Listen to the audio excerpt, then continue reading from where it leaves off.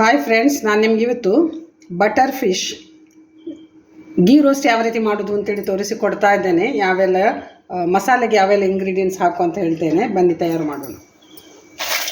ಗಿಡ್ಡ ಮೆಣಸು ಒಂದು 8 ಹಾಕಿದ್ದೇನೆ, ಮತ್ತು ಉದ್ದ ಮೆಣಸು ಕೂಡ ಹಾಕ್ಕೊಂಡಿದ್ದೇನೆ, ಲೆಕ್ಕ ಮಾಡಲಿಲ್ಲ ಇದನ್ನು. ಅದು ನಾವೀಗ ಪೇಸ್ಟ್ ಮಾಡ್ಕೊಳ್ಳುವ, ಮೀನಿಗೆ ಹಚ್ಕೊಳ್ಳಿಕ್ಕೆ ಪೇಸ್ಟ್ ಮಾಡ್ಕೊಳ್ಳುವ. ಮೆಣಸಿನೊಂದಿಗೆ ಸ್ವಲ್ಪ ಜೀರಾ, ಕೊತ್ತಂಬರಿ,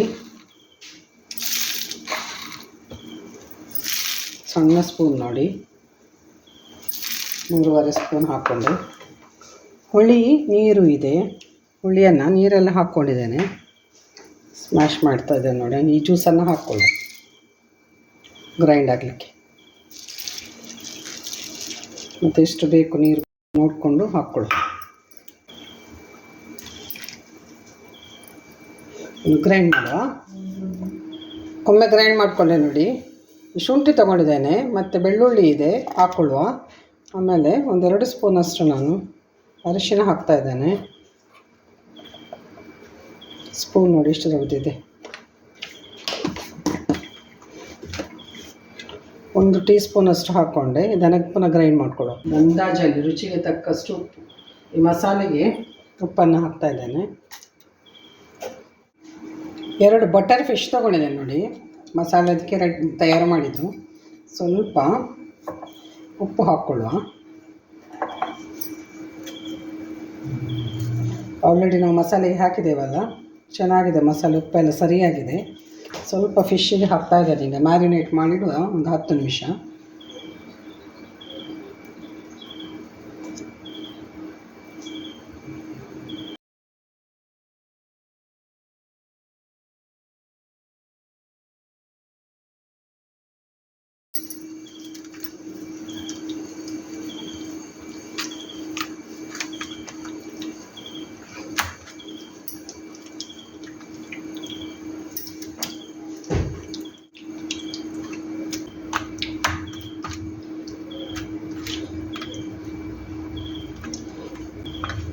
ಪೂರ್ತಿಯಾಗಿ ಹಚ್ಕೊಳ್ಳುವ.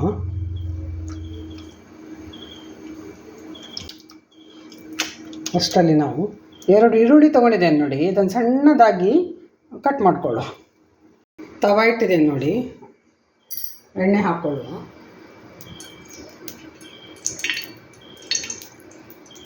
ತವ ಫ್ರೈ ಆದ ಕಾರಣ ಸ್ವಲ್ಪ ಎಣ್ಣೆ ಜಾಸ್ತಿನೇ ಹೋಗ್ತದೆ.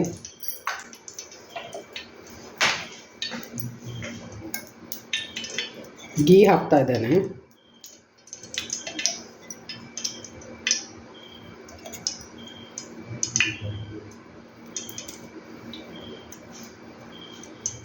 ಕರಿಬೇವು ತೊಗೊಂಡಿದ್ದೇನೆ, ಬೇವಿನ ಸೊಪ್ಪು ಹಾಕ್ತಾ ಇದ್ದೇನೆ, ಒಗ್ಗರಣೆ ಸೊಪ್ಪು,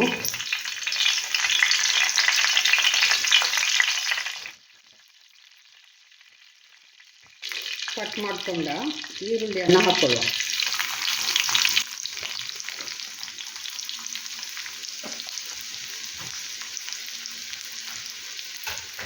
ಸ್ವಲ್ಪ ಸಾಲ್ಟ್, ಪಿಂಚಷ್ಟು ಸಾಲ್ಟನ್ನು ಹಾಕ್ತಾ ಇದ್ದೇನೆ. ಫ್ರೈ ಆಗಿದ್ದು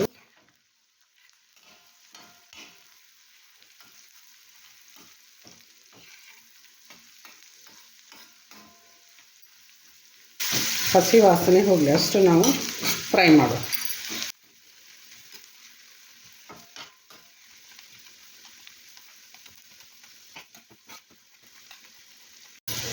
ಇದಕ್ಕೆ ನಾವು ಮಸಾಲೆ ಮಾಡಿಟ್ಟಿದ್ದೇವಲ್ಲ ಅದನ್ನು ಹಾಕೊಳ್ಳೋಣ. ಮಸಾಲೆ ಇದರಲ್ಲಿ ಫ್ರೈ ಆಗಬೇಕು.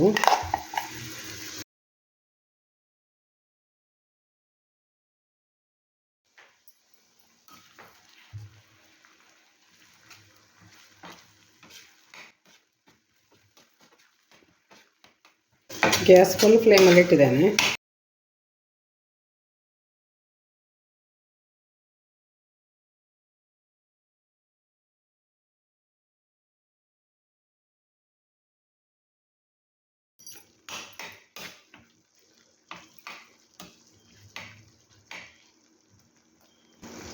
ಫ್ರೈ ಆಗಲಿ.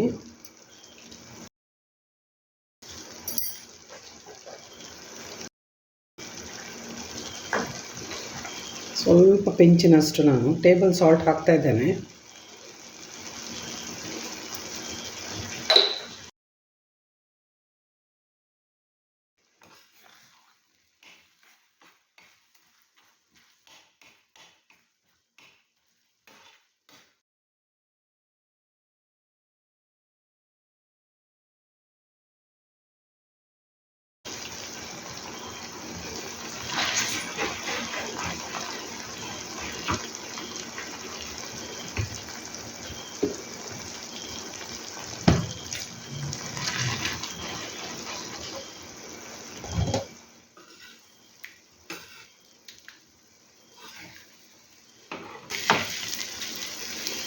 ಒಂದು ಕಡೆ ಚೆನ್ನಾಗಿ ಫ್ರೈ ಆಗಲಿ, ಆಮೇಲೆ ಮಗು ಶಾಕು.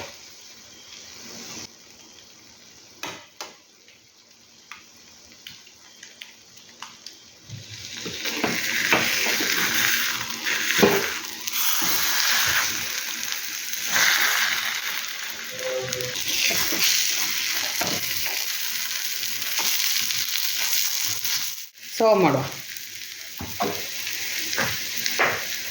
ಉಂಟು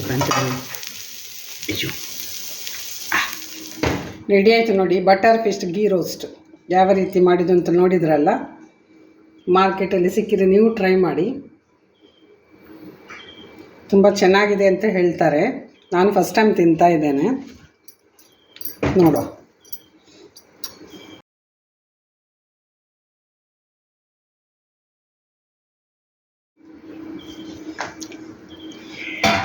ಚೆನ್ನಾಗಿದೆಯಾ?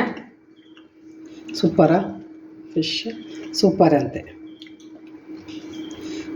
ನೀವು ಟ್ರೈ ಮಾಡಿ, ಕಮೆಂಟ್ ಬಾಕ್ಸಲ್ಲಿ ಕಮೆಂಟ್ ಮಾಡಿ ನನಗೆ. ಒಂದು ವೇಳೆ ನೀವು ಮಾರ್ಕೆಟಲ್ಲಿ ಸಿಕ್ಕಿ ಪ್ರಿಪೇರ್ ಮಾಡಿದರೆ ಯಾವ ರೀತಿ ಆಯಿತು ಅಂತೇಳಿ. ಇದು ಸೂಪರಾಗಿದೆ.